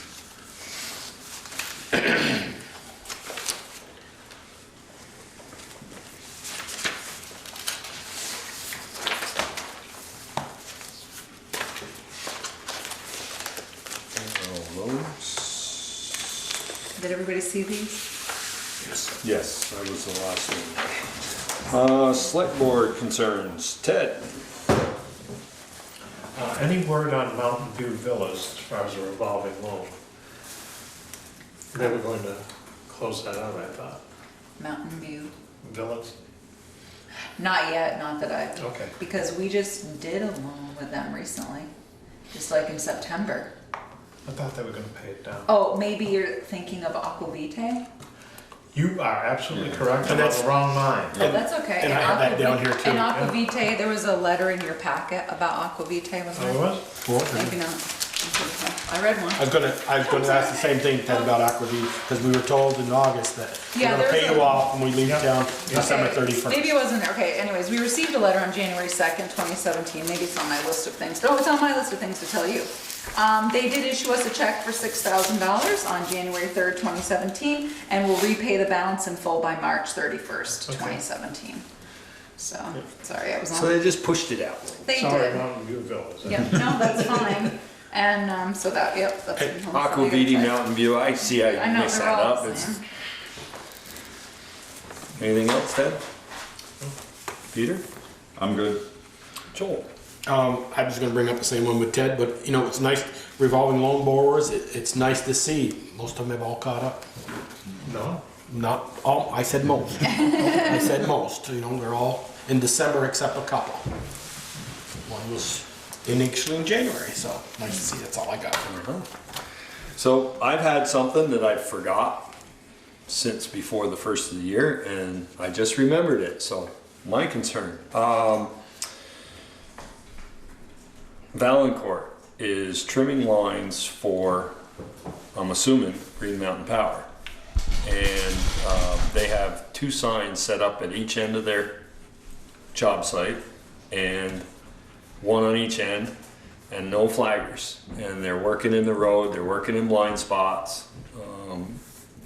I don't know who we notify, if we notify Green Mountain Power that they're not following our You're right, it's been an ongoing issue, and Peter has, road foreman, Peter Bouvier has actually been in contact with him. Just the other day, we had a situation on Hardscrabble Road. They did have a sign up on the other side, but he went around the corner and they're right there. Yeah. So Peter went up and saw him, and he spoke to them, and he spoke to someone higher up at Valancourt, and that's exactly what Peter said to him. You guys are everywhere. He ran across one of them on Hardscrabble Road, around the corner, there he was, and Yeah. said, you guys are crazy, you're not adhering, you should have signs up, you need to have flaggers, and he went over the rules just last week with Valancourt, because we had several complaints, and he's followed up on them, or he's stumbled across them himself. Yeah, well, he lives up there, and Yeah. they've been working there for a month, Ted. They were up by Red Cedar School today. Right. Yeah. Not flagged, no signs, nothing. Yeah. And when he came around the corner, there they were. They have been there, they have been from there to the town line for the last month, they've been working that road. And, you know, they're working for, I'm assuming, Green Mountain Power. It's true. So I guess that's the people we talk to, you know, they make us jump through hoops. Look at the hoops they made us jump through at the fire station to get I was power. just thinking that. So, I can call GMP tomorrow if he could. I just think we ought to make them aware that, you know, their subcontractor is not following our rules. If Peter has spoke to them and they don't wanna, Well, it's not just our rules, is it? Isn't that the state it's a requirement? standard, yeah. Standard. Yeah. It doesn't seem like they're listening. No, you're right. Costs money. Yeah. They actually were doing work on our They do? private drive, and they had a sign at one end, of course, but yeah, they've been Not up many and- people gonna come No, from and the they've been other up and down the Notch Road, and Yeah. you're right, all of a sudden, you know, Yeah, they're, there. and you know, It's their own safety. it is, They it get is. one They injury. have been, you know, where unfortunately, Kevin Corkins lost his leg up there. They've worked that whole section, you know, they came down through there on that corner, and like you said, they were there, and just two signs, you know, back 500 feet from where they're working, one on each end, and you come around the corner and there they are. Yeah. And it's as much for their safety as it is for the safety of our people using the roads. No, you're right. I mean, you know, just you think about it, one accident, OSHA, I mean, you Yeah. know. And their base fine is going up to $7,000. Ow. Yeah. Ow. That's the base fine. The other thing I probably ought to tell you is that giving the zoning on the current zoning and the future zoning, I'm not gonna make an offer on the fire station because I wouldn't be able to do what I had intended to do there, given the size of the lot and the restrictions in the zoning. So I will not be submitting a bid for the fire station. What was going on there this weekend? I have no idea. Was cars parked all in the driveway? Probably the church. A church. Just church? Yeah. No, I didn't know. Yeah. So just so you're aware, I've come up with a couple sorry. other options for something else that meets the rules, so I will be pursuing that. And that's all I have. I did have one more thing, Peter. After, I don't know whether Teresa's gonna go over her last epistle there, her last bulletin down there about Kevin, the good news. Yep, actually, but go ahead. Could you send us now with that stipulation and, So we're talking about, okay. what is our percentage increase gonna be, we think? Oh, yeah, I'd yeah. like to really think the board would like. You'll get another packet, because you're gonna have another meeting on Monday. So, Okay. yeah, I was just waiting to hear from him. So basically what Joel is saying is that Kevin Gibbs met with the superintendent and the principal at Mount Abe, and they have agreed to sign a contract for $8,000. And I actually just got the draft of that MOU in my email, so I'm gonna look at that and you guys will see that. So I'll schedule him for your January 30th meeting, so that, you know, obviously no one can bind the town other than the select board, so you would have to go over the MOU and make a motion for he or I or both of us, whoever's listed on it, to sign it. So that was good news, and I don't know, I didn't plug the number in yet, but you will get it in your next. I would like to really ask the board to reconsider using 5,000 or 4,000 of that 17,000 undesignated fund to lower the percentage increase on the taxes of the police district. Well, I think that, Just to give it a good hard thought. well, it's the interesting thing about that, and I spent a lot of time thinking about that as well, and then had an interview, a very detailed interview with Gayan Murphy of the Addison Independent. And, one of the points that Peter Ryan made was really a very valid, if you could take maybe the sting out of it this year, but if you find you don't have the undesignated fund balance to do that again the following year, it's still that big hit. You're just pushing it off because it's revenue that's going to, that you can't keep giving them. So I think it would be good to see what the number No, but it's that looks like. $41,000 increase in that one Yeah, line. but it's there next year too. It's there next, it's been there for But 3 I get years, that. and we're not making up, or we're gonna be taking But it won't be a away 20% increase over this year. It or will- 18%. It'll still, It'll be, if the budget came in next year, the same as we're gonna approve this year, it's a 0% increase over last year's budget. Only if you don't use the undesignated fund balance. Because that'll If be you a- put money from the undesignated fund balance against it, and you can't the following year, that's still an increase.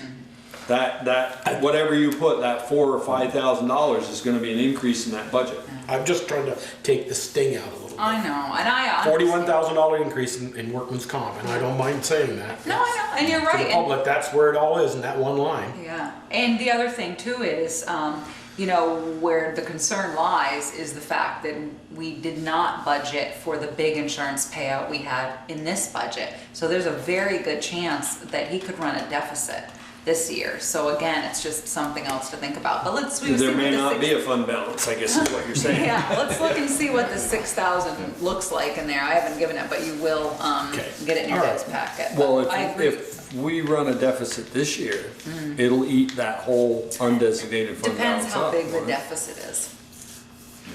It depends Yeah. how, Okay. it depends. And and it's so hard, that's where it's so hard to predict because we can't predict fine collection and there's certain things and then, you know already you have this big insurance Get- payout. but- Well, I guess given last year's numbers, we only have $18,000? Yeah, 17. $17,000, so if, Yeah. I mean, that's a far cry from 40. If we end up with another 17 this year, we're still gonna be short. And the other thing too, which is so difficult, and I think people, need to realize, and this is what I explained to Gayan, was you have to understand the position that the select board is in. You're 6 months away from the start of a budget and 18 months away from that budget finishing. I don't know about your crystal balls, but mine's can be a little rusty. And so to hold that 5% is really smart to do because you just don't know. Who could have pictured we'd be in this position? So you're saying the 17 is roughly 5% of the budget, so that's what It you is. recommend? Okay. It's actually and less, see, it's that's more actually explainable less, to me now. yeah, it's actually less than 5% of our budget right now, and that's one of the reasons we'd hope to kind of hang on to it, but I think but there's a Okay. good chance you could be eaten Okay. into it. Yeah, it could be. So- I was glad to see the good news from, Oh, me too. I was real glad to Very see that. happy. I know Ted said to reach out and this and that, and I'm glad there was a meeting and Yeah. I think the spark, it was the article in the paper. Oh, I think so too, and Kevin completely agrees with that, yeah, she did a nice article. Yep, Very okay. detailed. It, Joel? Yep. Administrator's report, Therese. So I spoke to, we'll stick with the police theme. I did have a meeting with Kevin Gibbs the other day as we talked about the fact that he wants to move forward in March 2018 at town meeting with expanding the district. And so I did tell him that this is a big thing to deliver and there's a lot of work to be done. And what he told me is that in March, he will have an appointment scheduled with you.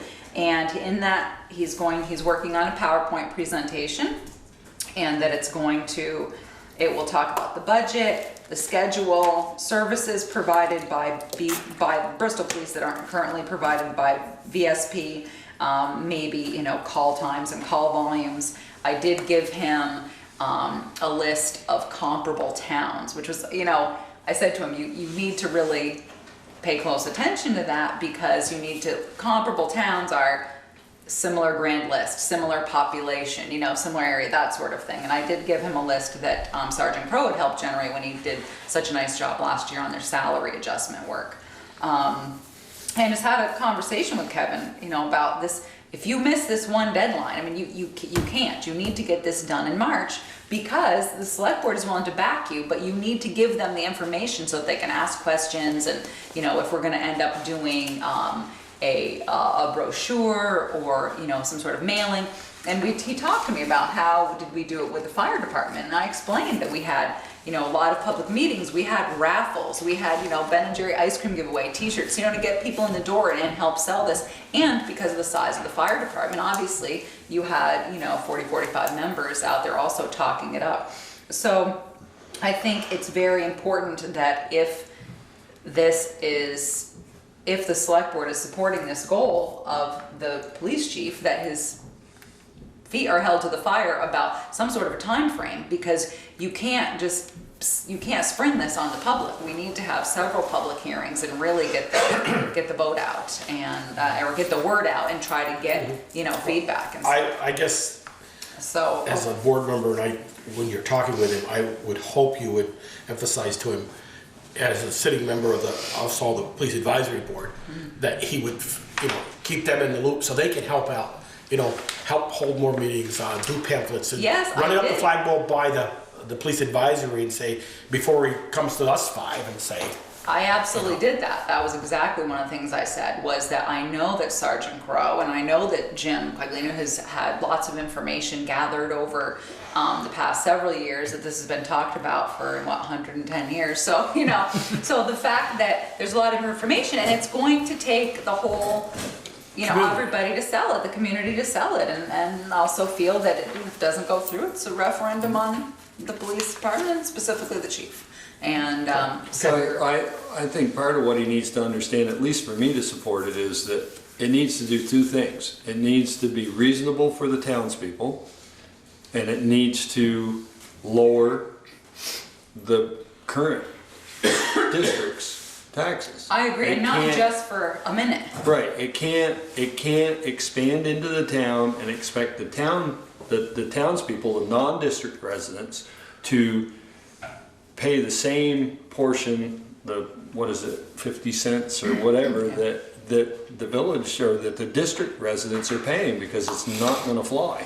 Absolutely, and I said to him, you know, that I personally did not want to see a budget that's, you know, don't create this budget and then add 5% to it. You need to really put some thought into this and about how many people and what is it going to do to vehicles, and this is a bigger situation. And exactly that, Peker, that you need to be able to say to the district residents, the current police district residents, this is what your tax rate is now. How long is it going to take for them to get back to that? You know what I mean? And it can't be 1 or 2 years. They have to see the long-term benefits of it.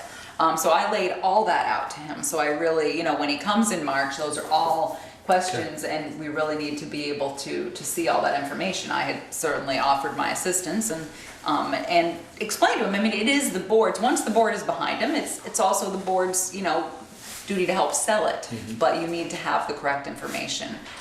So I did try to spell all that out. So I completely agree with you, Pete, because that's what people are going to want to see. So. So we did do that. Guess what, Joel, you're gonna love this. I'm kidding, but we got bridge program funding update. Guess what? The Bristol Bridge. Remember the one they South came Street? in? No, Vermont 116. I think remember she came in and gave the spiel. So the previous construction year was 2018. The revised construction year is 2019. That's Mary's? Yeah. So when she'd come in and give me a nice, I saw that, I said, oh, Joel's Does gonna that love push back? Does that push back the paving that they You intended know to do what? this summer? We don't know. It doesn't comment, but Peter Bouvier asked me the same question. He said, Therese, you'd like to think that they're going to, you know, make, I said, oh. They'll probably do just like they did at the Brookfield Pass Route 7 bridge. Yeah. They paved up to it. Right up to it. Almost within 10 feet of the bridge each side. Yeah. And the bridge got full of potholes now and everything else. Yeah, so I don't, it doesn't say, but Well, I would funny. accept the bridge being full of potholes and the rest of 116 being nice over the 116 not being paved. Right. Boy, I tell you, that is bad. Just ride a bicycle on it. You can ride out of sight. That's right. So I saw that, I said, oh, Joel's gonna love this. But yeah, that's funny. That was Peter's question. The other thing was I saw Dave Rosen today from the Conservation Commission, and he actually is giving his resignation for the Conservation Commission. And his intention is to remain involved with the issues of the commission through continued attendance of the meetings as much as possible. And he will continue to serve as Bristol's contact and organizer of Green Up Day. This stems from your previous, I don't know, 2 meetings ago, where the Conservation Commission had asked to interview people and then come to you with a list. Well, they had some great candidates, so Dave is actually resigning so that someone else can take his seat. He said to me today, I don't need to vote, Therese, I just want to be involved, which was very lovely. that's So very nice. Nice I thing we would think think that, that, get another, yeah, so I guess, so it would just be a motion to accept his, with regret. Somebody? Hint, hint, hint. I'll make a motion. I'm sorry, I'll make a motion to accept David Rosen's resignation from the Conservation Sorry. Commission and thank him for his years of service. Did you second that, Ted? Yeah. Any further discussion? Hearing none, all those in favor signify by saying aye. Aye. Opposed, nay. Motion carried. So I thought that was very, very sweet of him. So I'm handing out, so Peter, those are yours, and you can read these later, and this is Ted's. Joel, Peeker. So just so you know, Oh, yeah. we received these letters from, in regards to the proposed Bristol solar array by Grow Solar down on the Saunders land. One of the letters is written by Nancy and John Skidmore, and the other by Rebecca Burrett. So there's nothing you can do about this. You can read the letters certainly, but this all. You can agree with them? Well, but we you can agree with them, but you can't do anything about it. The Public Service Board, this is their domain. People have been to, actually Diane Saunders came to be opposed to it at the Planning Commission meeting the other day. And they received information they saw in the paper and of course from Public Service Board, and the Public Service Board, once it goes out and they're taking comments, these folks can certainly send their letters directly to the Public Service Board, but unfortunately this is just not something that the legislature has given the Select Board power over. Are these confidential? I would say no. No, they're public documents because Okay. it's planning anyway. Yes, I got a couple of phone calls from people that are down there that are all upset about this too. Yeah, and- And I would just like to show them how their neighbors feel about it. And I think, Ted, the best advice you could give them is to, be involved with the, PBS hearings, or PSB hearings, sorry, PSB. PSB hearings, and, Public service, yeah. yes. And, Could the board, I would advise maybe we read all the packets Yeah, of course. here and then have an opinion at least, or a thing that we could send to them that says that we've read our neighbors' concerns, and as a select board, would you reconsider moving the site somewhere a little less intrusive? well, I'm just paraphrasing what Yeah. it said in here, could move it south into an old field, old pasture that's out of Yeah. sight more. well, you already, the town of Bristol's already an interested party, so we get information. You just need to think about that and consider that you do have, maybe you have residents opposed, but obviously you have residents who are in favor of that, particularly the landowner, and so, while No, I mean, I'm not Certainly, I saying give you a that personal the board opinion. says we're opposed or against, we're just trying to put facts out for the PSB that says, have you looked at all their alternatives to move them, shift them within a. yeah, I and know- they have I was a some. little shocked when I read that Yeah. article and going, And- whoa. Yeah, and you can certainly ask some questions of, Eric Forand if you have any specifics. I know that they have worked a little bit, certainly with screening, but you just really don't have a big leg to stand on. And being that when you start, and you already are an interested party, so you're going to get information from the PSB, we'll go into the Planning Commission but I guess it would be up to you, Joel, completely personally, whether or not you want to make a statement for or against. So I guess you could take those home and read them, and then you can decide for select board Okay. concerns next time. So The next meeting is, If I may Yeah, back up, I do yeah. have something that I just noticed. oh, okay. The information that you sent us on attendance at the. Oh, yeah, Oh, I yeah, I got did see that. that. That I requested some time ago. By my calculations, 42% of the users there are non-Bristol residents. To me, that's not a small percentage. And the town of Bristol is funding, and believe me, I've worked with kids for a 35, decade. 40 years, Peter. And I'm all about helping them out, but I just, I don't think it's right for the town of Bristol to fund this for all 5 towns. I think it's a great focus for her. Certainly, this year is too late because Yeah. of her petition, but I certainly think it's great information and that she needs to maybe try a different approach as far as data and making a pitch to the, you know, when she's passing a petition. I know in New Haven, for example, you're on the ballot, cross-county ballot there. It's certainly done via the way we do it in other If I towns. live in New Haven or wherever, Yeah. I'm not gonna vote for that if I know they're Right. going to get it anyway. Yeah. Yeah. Yeah. No, well, And that's it, and because we, as St. Peter might have noted, in one town in particular, we had a real struggle even getting any money. Yeah. But never hurts to ask for more. Well, or if Darla can set up some way so there's a fee for these students to use it, so that there's more equity. I love to see them use it, and I want them to use it, but I just. Yeah, because you know what happens if Yeah, they don't have someplace to. we've been on that Yeah. side of it. Yeah. Well, and it's hard too for a fee structure. I mean, how would you do that? Would you, I suppose you could if the town would enter an MOU and you would bill them, the individual student's probably not gonna have cash on them because they do tend to. Well, it's a challenge for her. Yeah, a big one, but yeah, no, it definitely takes some brainstorming, I mean, but, Peter, to some of this, after last meeting, I reached out to the town manager in Middlebury, and I sent the paperwork to Therese.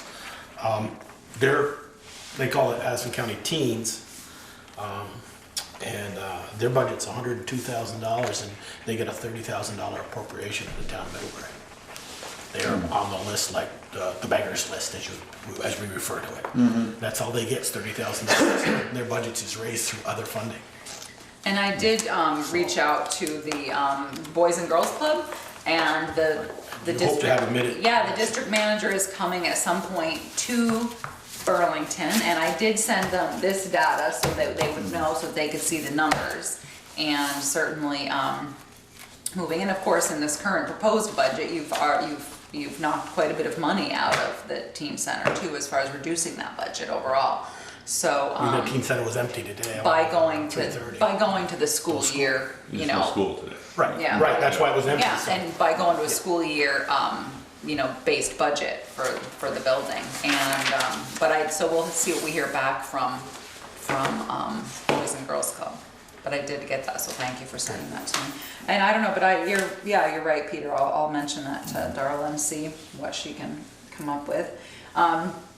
Okay, so your next, so the budget meeting is the 23rd. We should have appropriations, and I think the library trustees, I thought they met last week, but it might be this week. So on the 23rd, you will be signing the warning, which is the budgets, and I will have for you a draft water sewer budget just for you to look at, and it will go in town report as a draft, and of course you'll vote on those in May, and hopefully by then we have the new rate structure, et cetera. And then you'll meet again on the 30th. I actually had reached out to Peter Coffey because I knew he was going to be gone in March, as was I, as was maybe Peaker. But it looks like the select board schedule will stay so that you have your first meeting, in March's town meeting, and then you'll skip a week, and you'll go back into the every other meeting schedule in February and in March. So I think Peter won't be here on the 30th, We right? won't be here on the 30th. But you'll be here to sign the January. warning on the 23rd. Yes. But we've already signed the warning on the 23rd. so- And there is no executive No session executive unless. session? Do we need to do anything with it? Nope, that was just kind of an FYI for you, Don Gale. Yep, he has leased the Sugar Works, I think you guys know that. So he just gave this little work plan. He does a nice job, comes in and pays per cap and keeps us, in the loop, which is very nice of us. So unless you have any other business, we have no executive session. I don't. Anybody else have any business, other business for the good of the order? Hearing none, I'd entertain a I'll make motion. a motion, we adjourn. Second. All those in favor signify by saying aye. Aye. Opposed, nay. Good night, Jim. Motion carried. You got to stay for the whole meeting tonight, man. Yeah.